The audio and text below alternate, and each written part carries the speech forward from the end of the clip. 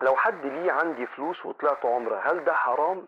لازم تستأذنه، لان شيء مستفز جدا له، ولا يجوز ان انا يبقى عليا ديون واطلع اعمل حاجة مش فرض عليا، لان انا اصلا العمرة مش فرض، العمرة دي سنة، فازاي اعمل سنة وانا عندي فرض ضخم اسمه رد الديون؟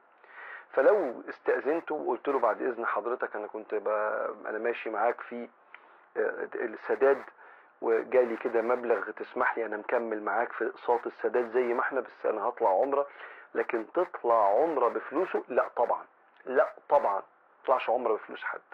اقصد يعني انك انت تبقى مديون في دين في حاجة تانية، انت ممكن حد يعزمك على عمرة، حد يسلفك وتطلع عمرة ايا كان، لكن تبقى عليك فلوس لحد وبدل ما تسد اللي عليك تطلع بيها عمرة، حرام بلا شك.